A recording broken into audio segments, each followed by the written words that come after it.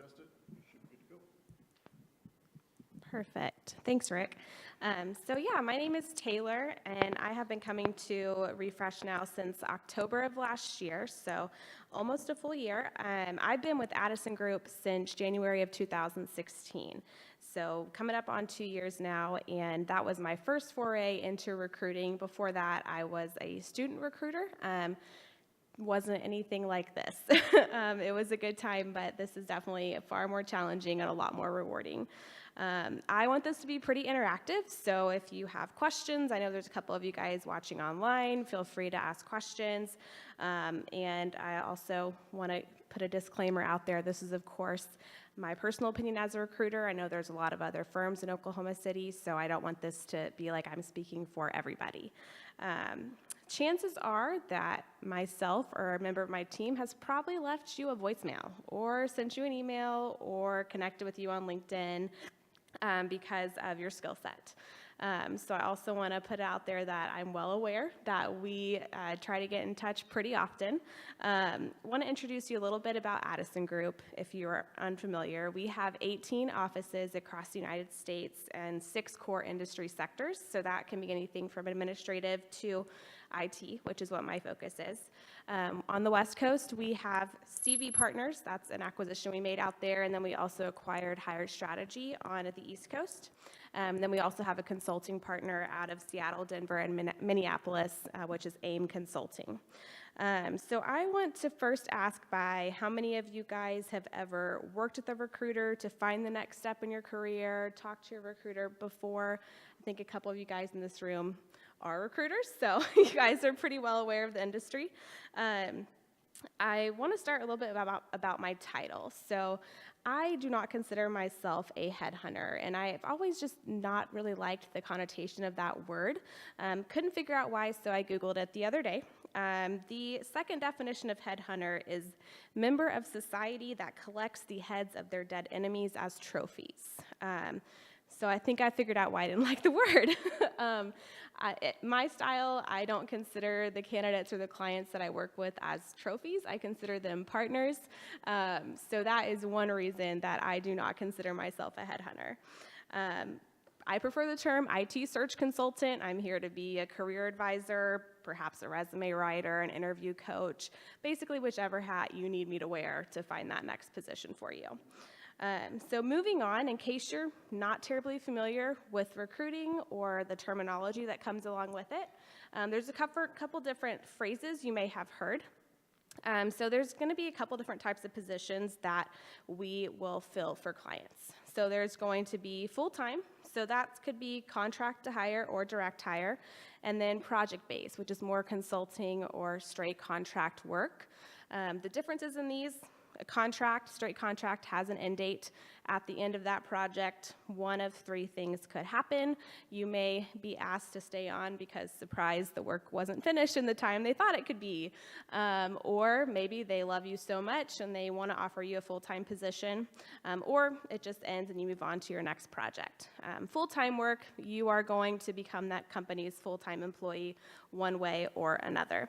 At Addison Group, we actually work on all 3 types, and I think that's true for most recruiting firms. We split it up a little bit here at Addison, where a portion of our team focuses just on direct hire and just on direct hire, and the other portion focuses on contract to hire and contract. We do that so that we can put a little bit more emphasis on the positions that we're working on and make sure we are giving those candidates our full attention. So I wanted to kind of open up the floor for some comments or questions.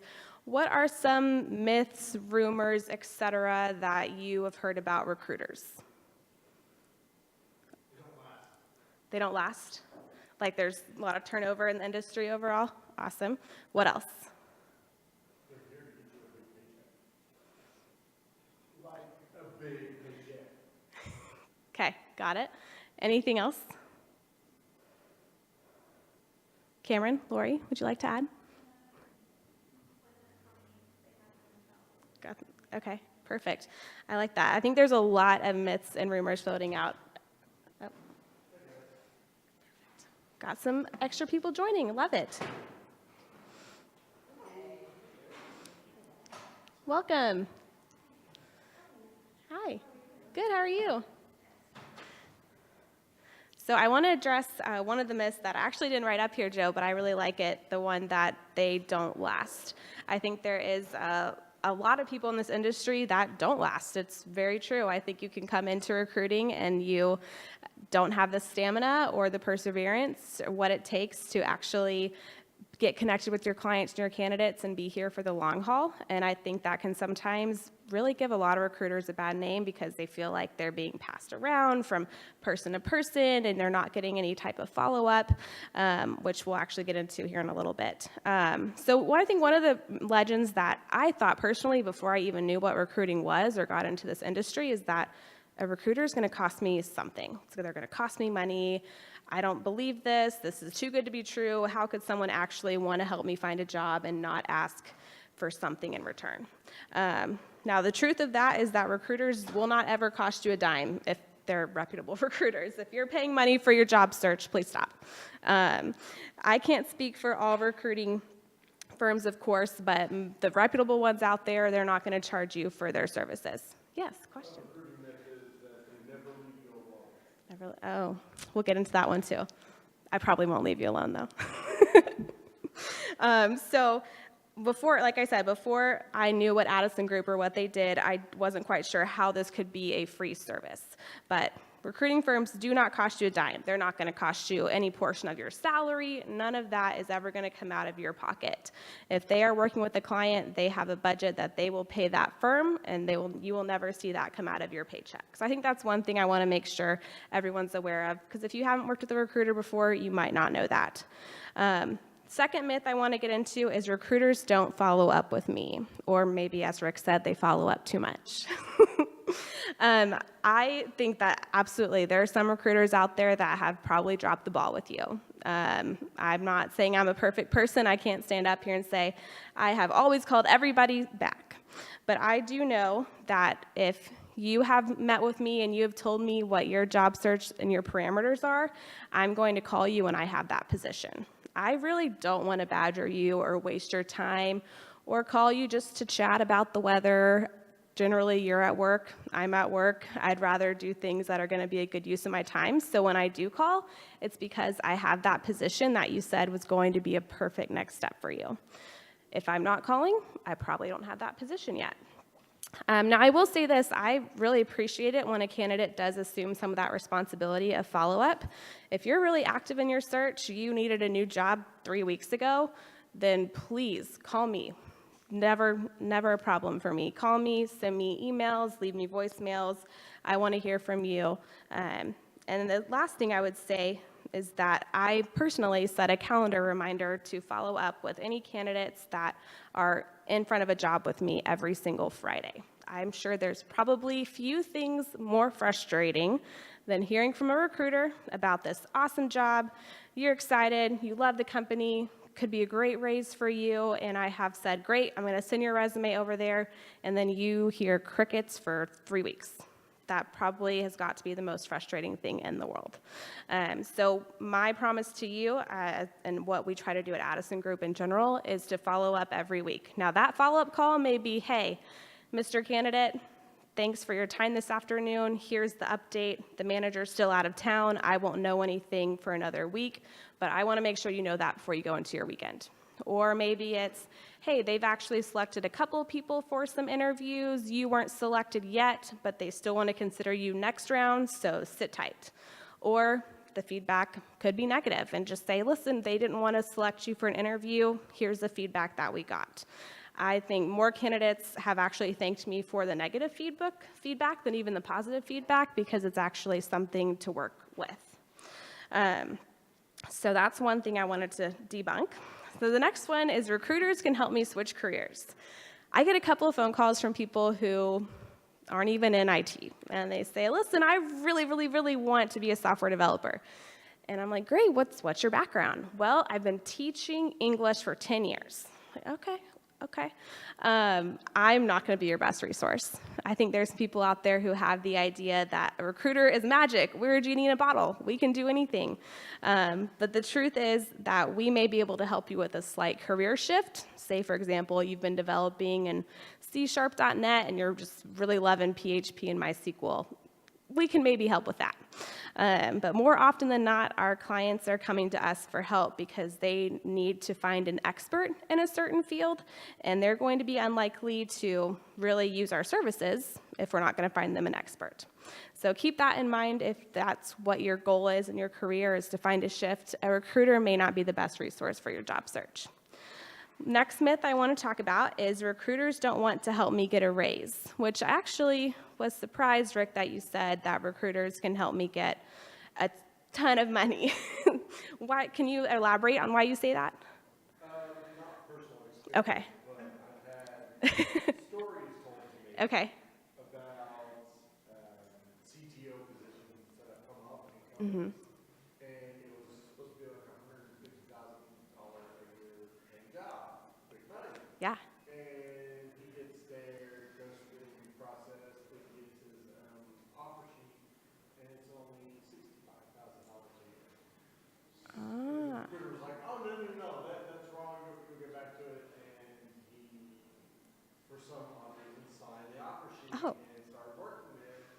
6 months later, he's still there At the same salary. at the same salary. Now, was that an increase from his previous salary? Do you know? No. Wow, that's interesting. Okay. Right. I don't think I would have taken that offer. Yeah. Okay, so I appreciate you elaborating on that. So I think the myth I hear the most is that you don't want to help me get a raise. And that is 100% not the case, because I definitely want you to get that rock star raise that you want.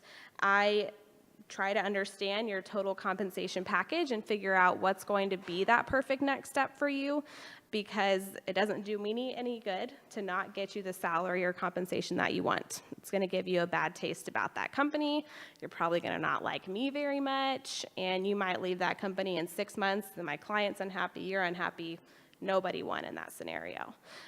So my number one thing when I first talk to an individual about making a job search is, why are you looking right now? As a direct hire consultant, I work a lot with individuals who are in roles.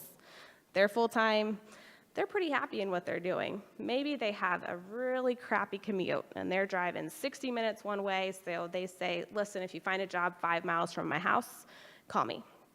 Otherwise, I've got the perfect scenario right here. But I would say probably 80% of the time I talk to people who are unhappy in their current jobs because they don't feel like they are adequately compensated. And that's something that my number one advice to you is, go have a conversation with your manager. Hopefully you have a manager where you have an open door policy, and maybe if you don't, that could be a reason that you're looking. But 9 times out of 10, if a manager knows that you're unhappy, they're going to want to keep you there. And we're going to get into the market a little bit here in a couple of slides. But people do not want to lose good developers, especially in this tight market. There are far more jobs open than there are people to fill them. So if you have made it clear that I don't feel like I'm being compensated for the job that I'm doing, they may go ahead and give you that raise, and you can save yourself interviewing time, you can save yourself the trouble of having to get feedback on interviews, and just get the raise that you wanted in the first place. So if that's the reason that you're looking, that's one thing I consider you talking about first. Otherwise, you could get to a counteroffer stage. And I don't know if anyone's done research on counteroffers in here. Anyone know much about counteroffers? Thoughts? No, crickets. Okay, well, let me just inform you guys. So counteroffers are becoming super prevalent because of how tight the market is right now. So I'm going to give you a little bit of a backstory. We recently worked with a candidate who was looking for a new job. He has a family and wanted to get a little bit of a raise and just find a better situation for himself. Found him that position. We got him an offer. He accepted. He put his 2 weeks notice in with his current employer. They came with a counteroffer. I don't remember the exact numbers. I think it was maybe 5,000 more. My first question for that candidate is always, where was this 5,000 6 months ago when you were unhappy? That's my first thing that I want you to think about as a candidate, is why did they not already give this to me? Now, if you hadn't asked for it, then okay, that's probably why. But if you have already told them about this and they suddenly come up with this 5,000, that would make me a little bit wary if I was in your shoes. So he ended up taking the counter, which I was excited that he got that money for his family. I understood that's what he needed to do. We get a call from him, I think it was 2 weeks ago. He was part of a layoff. He had taken that counter offer, I think it was not even a month ago. And when budget cuts came around, they already knew he had a foot out the door. He was the one that wasn't invested. He was the guy that got let go.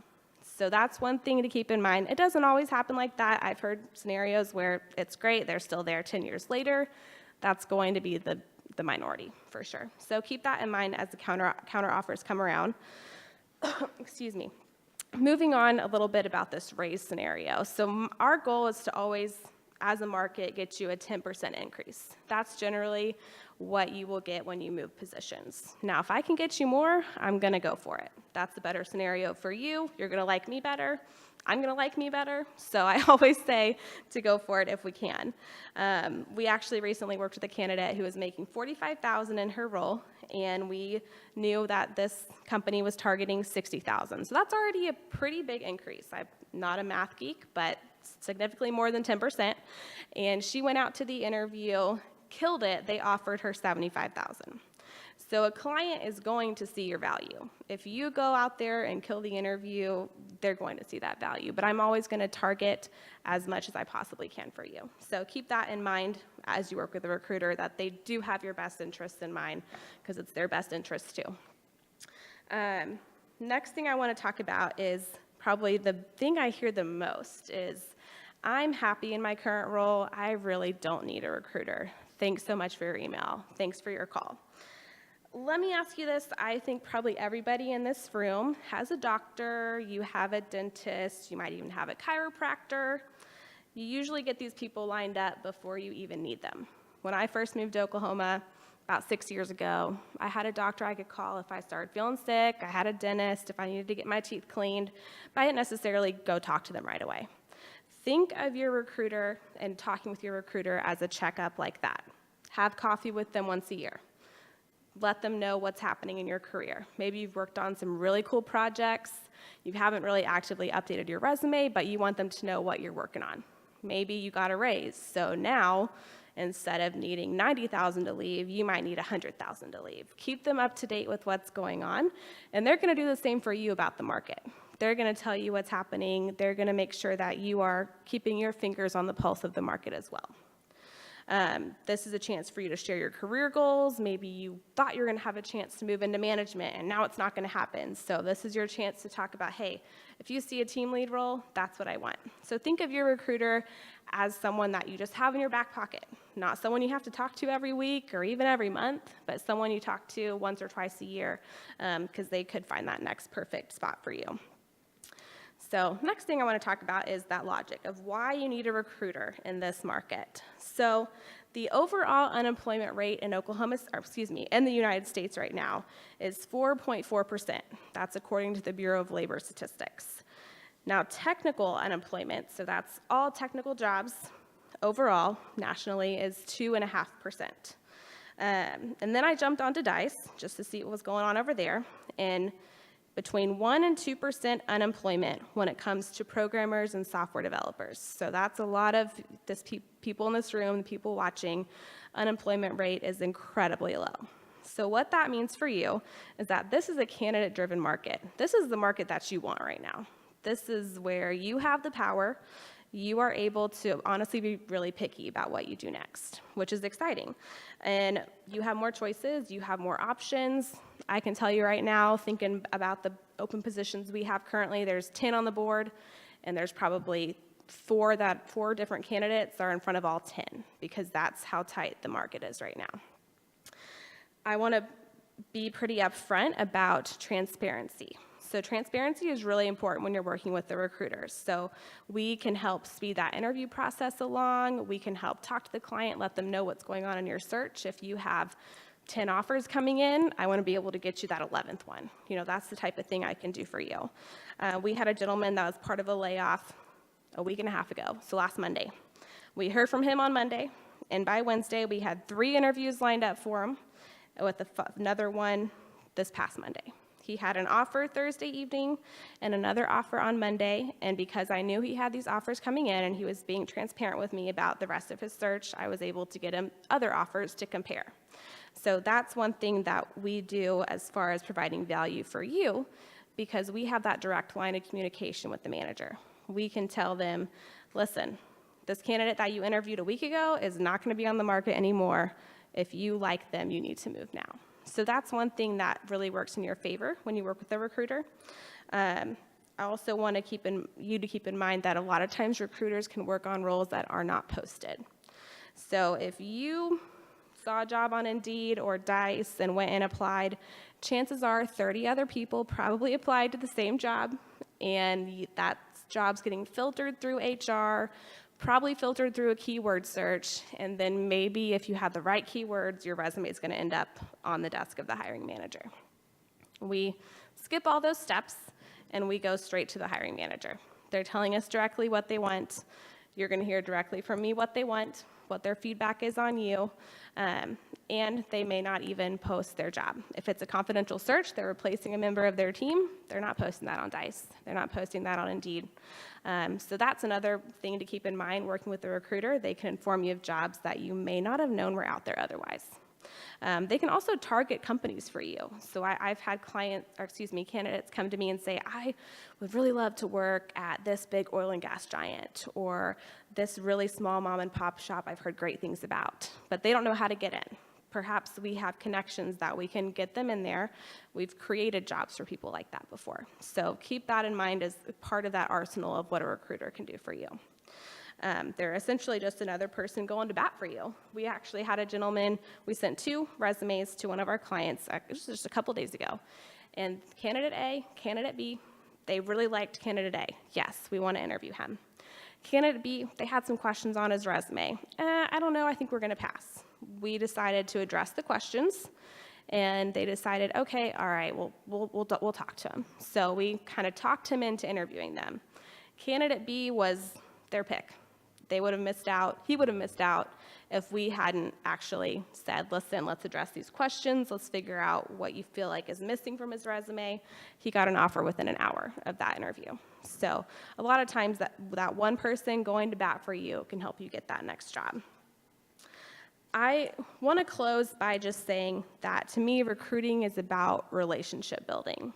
I don't want to necessarily meet you and place you tomorrow. I would like to maybe place you in a year, keep in touch with you. You might actually end up being a hiring manager, and I want to be able to help staff your team. I network with Oklahoma City candidates to get an idea of this market pulse. I'm not a software developer. I can't stand up here and say I know how to build websites, although I'm learning some tricks from coming here every week, but I'm nowhere near ready. But I am passionate about this industry just as much as you are, because this is my career too. And so I know that my job and my career is important to me, and so that's why I'm going to take good care of your job and your career, because this is what that is.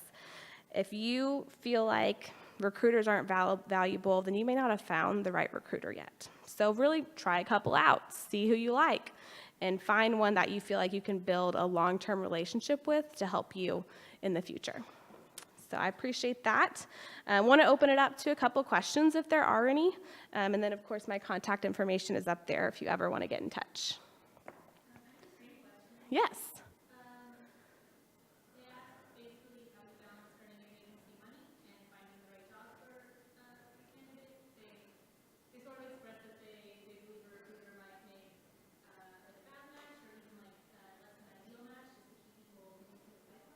Okay. Yeah. Okay. So can you say that one more time? Oh, good. I love questions. They express that they believe a recruiter might make a bad match. Okay. Okay. So they believe that a recruiter might make a poor match, bad match for the company or the recruiter, or the candidate, just to keep moving people through a pipeline. I'm sure that's happened. I can't stand up here and say that you may not have been a victim of that.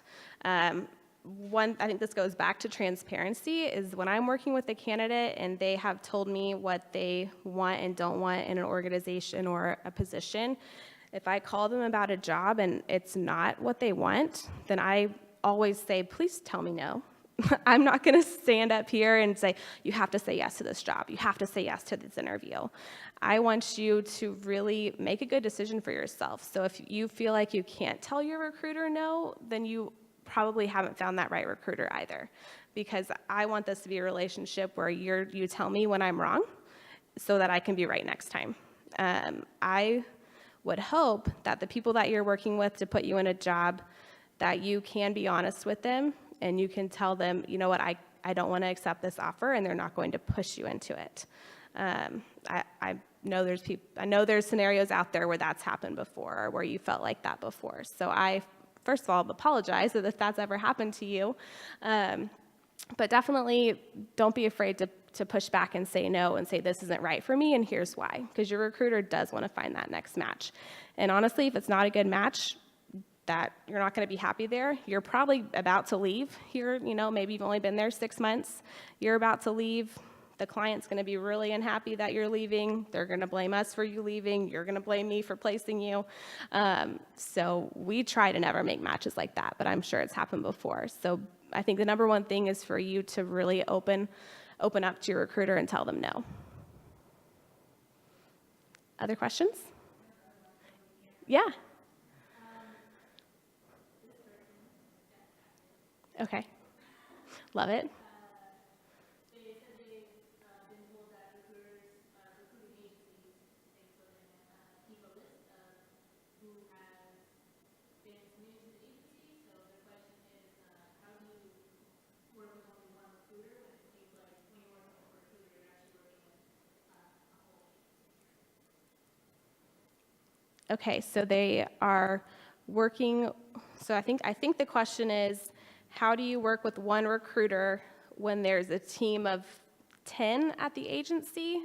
Is that am I understanding that question correctly? But really, with like 10 people. Gotcha. Okay, understood. Thank you, Lori, for clarifying.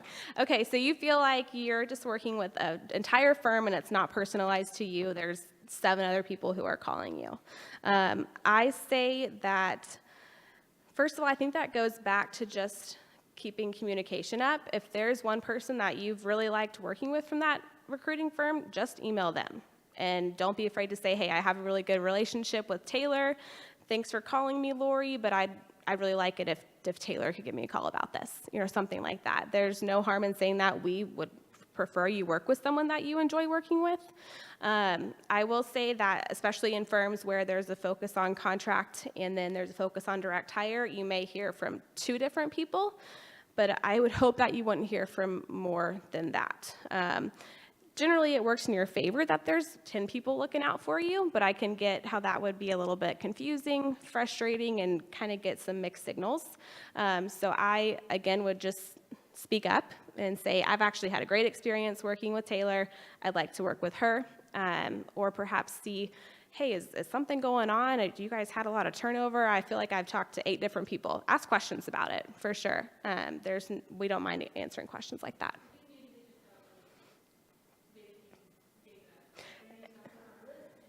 And then and then it's just inconsistent. Okay. Well, I see how that happens. I looked up in our list the other day to see how many people are in just our database overall, and there was over 18,000. So I can see how it could become easy to feel like a number, and I think a lot of that goes back to being proactive and keeping up with your recruiter. So if you've just made a job change and you're just like, hey, let me just let you know what's happened recently, shoot me a quick email. Hey, I'm not interested in jobs, but I wanted to let you know this.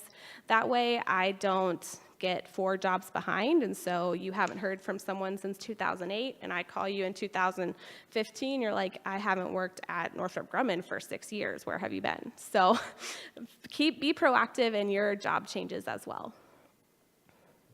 Hope that helps with the question. Anything else? Yes. I've got 3. Oh, okay. Okay, what about having different versions of your resume for different jobs? Yes is the answer to that. Whenever I meet with a candidate, I'll usually offer some resume tips. A lot of times you guys are pretty dang good at writing resumes, but sometimes there's a couple things I'll offer suggestions on. And I always want to tell you to tailor your resume to the job. Now, I'm not saying you're going to lie about the skills you have or anything like that, but especially if you're applying to a job online, I kind of touched on this before, they're 9 times out of 10 going to run your resume through a keyword search. So if you have these skills that are on the job description, but you just didn't put them on your resume because you're like, well, I'll talk about them in the interview. You might not even get a chance to get to that interview if you haven't taken the time to write that down on your resume. So kind of be nitpicky about what you've worked on. I think this is a myth I probably could have included, that my resume is too long, it's more than a page. Oh my goodness, nobody cares anymore, I promise you.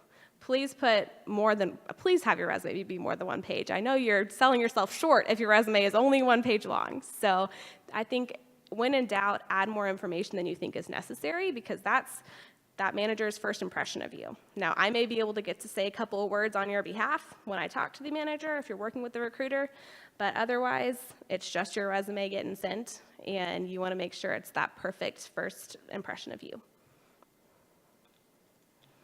Any other questions? Yes. More. Also in regards to resumes, how much do recruiters change your resume before they submit it? I don't change any content on your resume ever. I don't think any other recruiter generally does either. I take what you've sent to me and I format it to where it has the Addison Group header, your skills section, your experience, your education. That's it. I may reformat, but I will never type anything else on there. And my final question is, what candidates do wrong what are candidates doing wrong when working with recruiters? If no jobs are coming through, where is the disconnect? Okay, what are candidates doing wrong when working with recruiters? If no jobs are coming through, where's the disconnect? So this could go back to a couple of things. First thing could be that what you've asked for, I'm not seeing. So sometimes I may meet with candidates who are super happy in their jobs. All they want is this great pay raise, and maybe the clients I'm working with aren't willing to pay that right now. And I generally will call someone and tell them that and just say, hey, listen, I just haven't seen that in your current salary requirements. I'm still looking, just wanted to let you know. So hopefully they won't be waiting by the phone for me at that point, and just know that, yes, I'll call when I have that. It could also go back to perhaps that what you're looking for is just not out there right now. Now, if there's been a couple jobs that you've been talked to about and you just haven't heard, then that could go back to a feedback scenario, and you need to get with your recruiter and ask, hey, what's going on? Can we set up some type of expectation for feedback? I'd like for you to just give me an update every 2 weeks or every week, whatever you are most comfortable with. So that way you're not in the dark all the time. Hope that helps. Any other questions? Yeah. How far into your career should you be before you start considering being a recruiter? Should entry-level people or people who are just finishing up their education look for a recruiter, or should you just get that entry-level job And then see. Okay, great question. So how far along in your career should you be when you find a recruiter? So I think most of the recruiting firms in this town go to almost all the career fairs. I've been to a couple this year, but we suggest talking with the recruiter from that first time that you're coming out of school. Now, we may not get you that first job, but we're going to know what you're looking for that next step in your career. I feel like probably a lot of graduates, myself included, I stayed in my first job for a year.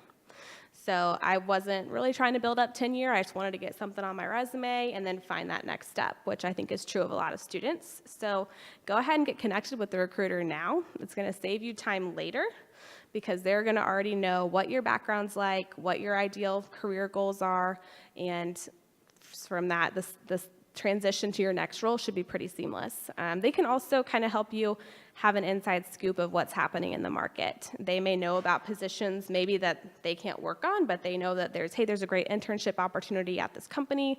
Go online and check it out. I can't submit you there, but you might be able to get connected that way. Even if you're not coming out of school, we can still help at an entry level. I've actually placed an entry level guy back in May. He was actually in technical sales for, oh gosh, like 10 years. And he started teaching himself. He started attending free code camp. He was going to a lot of these user groups, built up a portfolio, and we placed him in his first development job in June. So I know here I am promising I can't give you a career shift, but if you are putting in that work and teaching yourself, then you should get a recruiter to help you get your foot in the door there. Anything else? Yes. This will be the last thing, and I'll be quiet. Okay. Do you give, what's the best way to say this without sounding stupid, clothing advice to applicants before they go? Because I've been on an interview where I've always been kind of instructed to be professional attire. When I got there, it was far from that. They were in shorts, t-shirts, one guy was in a Hawaiian shirt, flip-flops.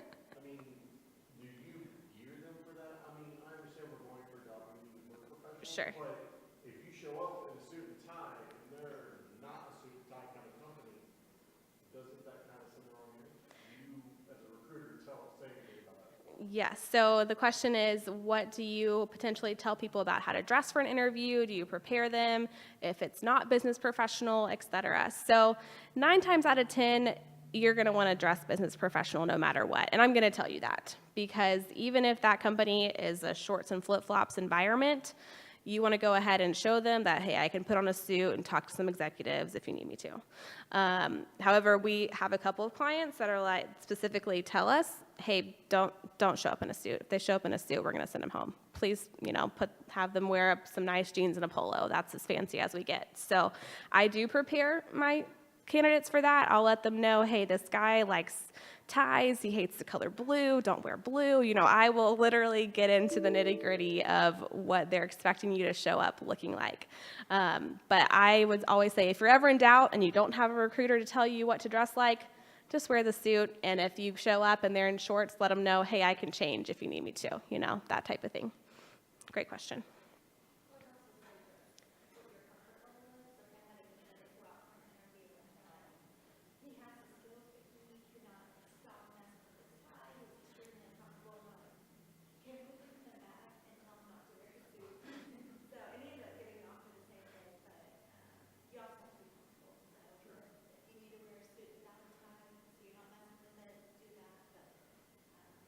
Yeah. Great addition, Lori. Any other questions? Awesome. Well, thank you guys for the opportunity. It was awesome. I know we had a couple of people missing because they thought they would melt, but I'm glad you guys made it, and thanks, Rick, for asking me. Appreciate it.